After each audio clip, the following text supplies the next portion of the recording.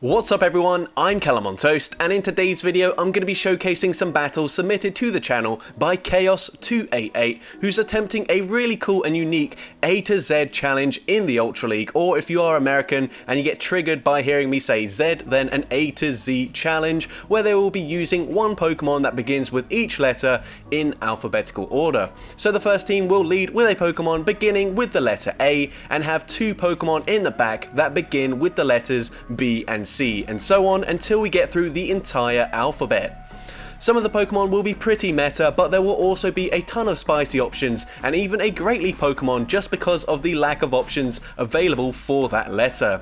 Let me know if you'd like to see me attempt similar challenges in the future, and also recommend which challenges you'd like to see. But with that being said, let's get into the question of the day. If you had to build a team of 3 Pokemon all starting with the same letter for the Go Battle League, which letter would you choose and which Pokemon would be in your team? Let me know in the comment section down below, and with that being said, let's get into the battles now. Alright, so going into the first battle, I can't be bothered to do a graphic for every single Pokemon used in this video, so we are just going to have literally the 3 letters. We've got A, B, C to start things off. We lead into Giratina, a very good lead for our Abomasnow here.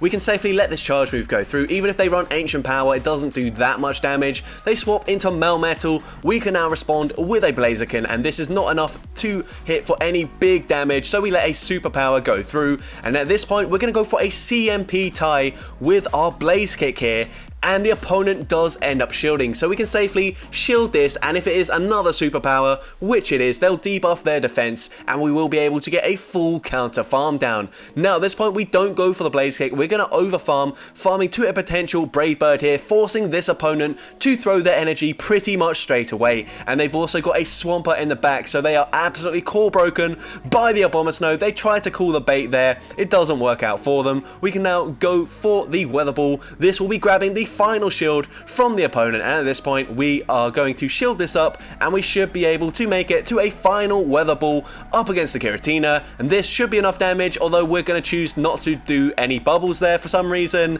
and now they do make it to a charge move, but that's fine. Dragon Claw actually still doesn't take us out, the Powder Snow damage registers, and we take that game.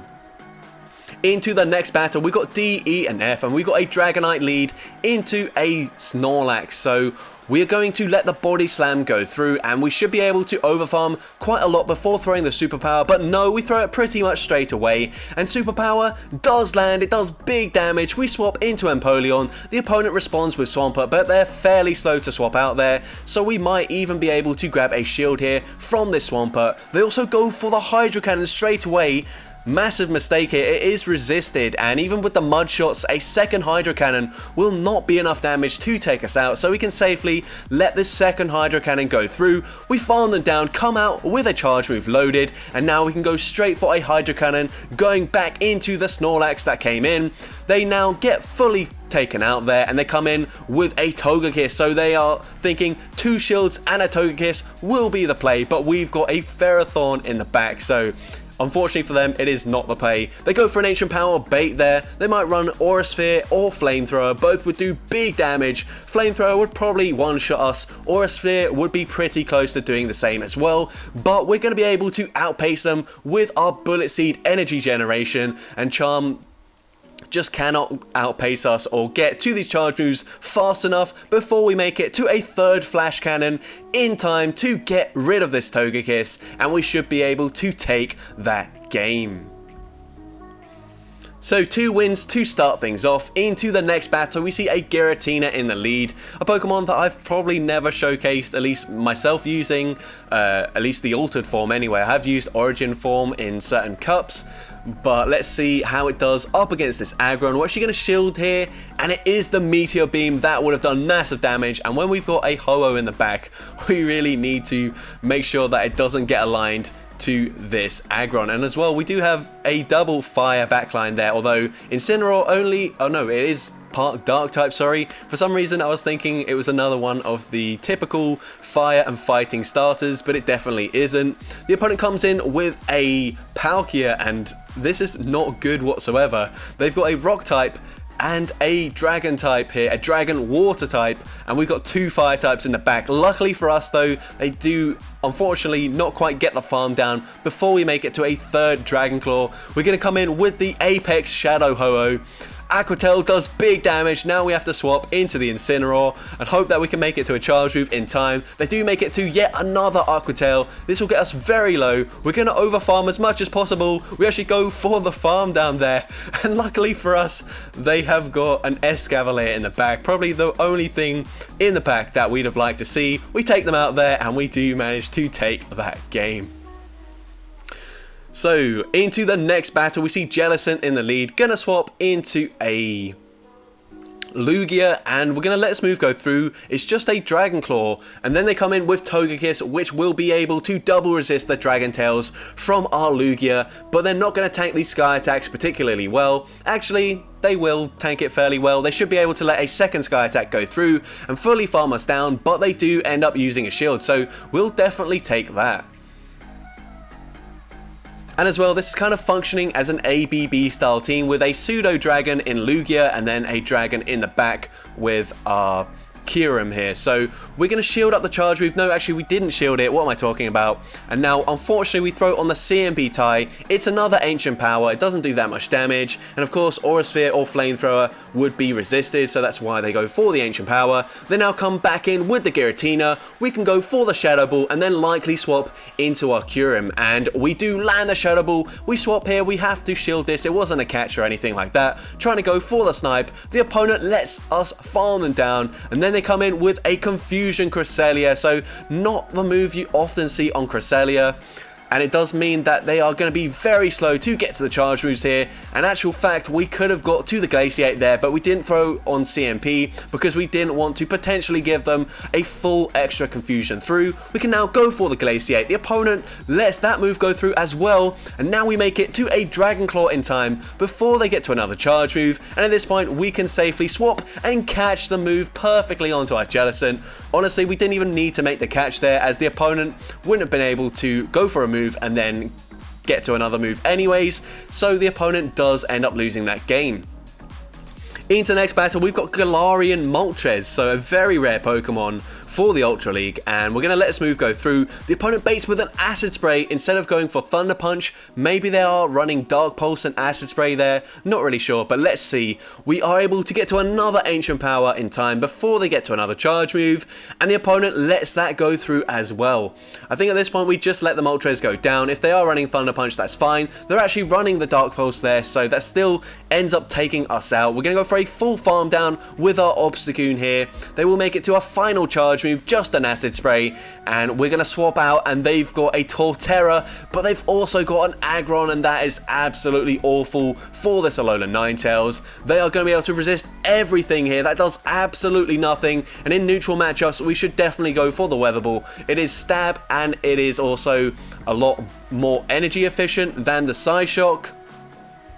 I think it probably does more damage as well because of the stab. But here we're going to come in with the Obstagoon. We should get a very nice farm down. But they're running Rock Tomb, so they actually debuff our attack, which is even worse for us. We go for a Night Slash. It does take them out. No boost, unfortunately. They've got a 2 shield advantage with a Razor Leaf user. And unfortunately, there's just no way we're going to be able to win this game here unless we somehow miraculously get this shielded and get the boost. But let's see. It does get shielded. No boost for us. And they can just fully farm us down. We make it to one final Night Slash, but with the debuff, it doesn't do much damage. Torterra is able to farm us down, and that is our first loss, I believe. But into the next battle, we've got P, Q, and R, and you can see we've got a Great League Quagsire. Not an awful lot of options available for the letter Q, and I think most of them would probably max out around 2000 CP anyway. So you've got like Quagsire, Quilladin, Quilava, maybe Quillfish would have been the best option other than a Quagsire, but still that doesn't go up to 2500 CP, so either way you would have to you'd have to power it up to level 50 to try and compete here. But we go for the Stone Edge. Stone Edge grabs a shield from the opponent, and the opponent's going to have to throw their energy here to get rid of us before we make it to another Stone Edge. I'm not sure if they've even realized that it is just a Great League. Quagsire there, but we now come in with our Runarigus. Unfortunately, we are very weak to the ice typing, so we are going to shield that up, go straight for the Shadow Ball. Hopefully they let us go through, and they do actually shield, so we try to make a catch, we're not able to, and this Aurorus has absolutely destroyed our team there, unfortunately.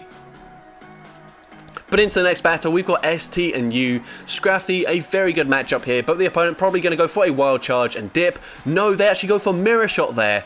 I don't know why they would do that. That makes no sense to me. Obviously, they must be double weak to Scrafty in the back, so just going to have to stay in with their Magnezone. They get farmed down. They don't even go for the Wild Charge at all in the end. We're going to go to a foul play into this Venusaur, and that does a lot of damage with the boost, and at this point we're just going to let the Scrafty go down. Frenzy Plant does take us out. We can come in with our Trevenant, and the opponent is going to farm to the Sludge Bomb here. Will we respect the damage from this Venusaur? We do. It's actually a Frenzy Plant bait, but they don't make it to another charge move anyway, and they've got Swampert in the back, so I have no idea why the opponent did not swap out of that lead matchup. Just very poor play, but we're going to swap here, trying to catch a move. Completely unnecessary. We had the back-to-back Seed Bombs loaded. Yeah, I'm not sure what we're doing here, but we're going to go for the close combat, and this should be grabbing the final shield, or the opponent will just let it go through. We go for one Shadow Claw, farm down the Swampert, and we take that game. Into the next battle, we have a Razor Leaf Venusaur as our V, and we've got a Wall Rain here, so we are absolutely countering this opponent so far, and yeah, it already looks really good for us. We're going to go for the Icicle Spear. It does big damage to the Giratina, and a second Icicle Spear will put them into farm down range with these Powder Snows. And actually, they might even be in range now where Icicle Spear does take them out.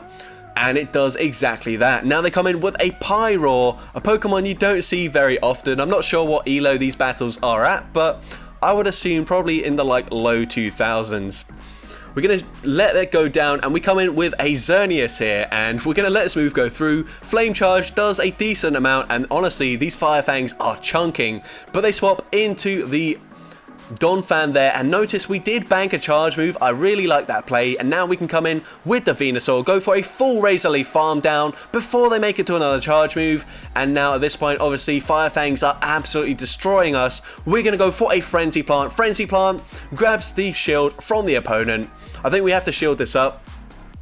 Not certain a Play Rough would take them out here, so unfortunately we don't get to the move, but we did have that Play Rough banked, and this, oh actually it's a Moonblast, and it does take out the Pyroar, and we take that game, so very nicely played. And into the final battle, we've got Y, Z, and then A, because there's not 27 letters in the alphabet, so it was never going to be divisible by 3, but the opponent goes and catches the Ancient Power onto Wall Rain. Very nice. Ancient Power probably would one-shot that Charizard. We come in with the Arcanine, and I don't know if this is enough energy for the Earthquake here. I mean, I wasn't counting. It is just an Icicle Spear bait, but this is just going to be another Icicle Spear, so we will let this go through. No problem whatsoever. Gonna farm to nearly 100 energy and then bait with a Psychic Fangs. Not sure about this. They do let it go through, so I definitely wouldn't have baited in that scenario, but now we can go for the Wild Charge. Wild Charge takes out the Wall Rain, and we have boosted our attack, so even though Wild Charge is resisted and it is non-stab, Wild Charge still does a decent amount of damage to that Swampert, and we also make it to a Psychic Fangs just before they make it to a Hydro Cannon to take us out. We now swap into Yanmega, and they cannot Mudshot farm us down. It is triple resisted by the Bug and Flying type, so we do force them to throw their energy. And now we come in with our Galarian Zapdos. Notice we are running Ancient Power here, so we should be able to nuke. Whoa, what? They just went for an Earthquake there into a Flying type. That was... no, just don't do that. We go for the Ancient Power. We grab the final shield from the opponent. Can we make it to a final Ancient Power in time? It's going to be incredibly close here. We actually swap into Arcanine. We get farmed down there. Don't think that was a play whatsoever, but they do make it to the charge move. And this Dragon Claw will take us out, and we do unfortunately lose that final game. So that's going to be it for today's video. If you did enjoy it, make sure you leave a like, leave a comment letting me know. And as well, don't forget to respond to the question of the day if you haven't done so already. And as for my opinion, I'm going to go with S. Off the top of my head, you could run like Sableye, Swampert and Stunfisk, or like Skarmory, Snorlax, Scrafty, something like that. There's a lot of options for S, and if you want to see more content like this in the future, make sure you hit that subscribe button and turn on post notifications. That way you'll be notified whenever I upload a new video. And with that being said, thank you so much for watching today's video, and I hope you have a great rest of your day.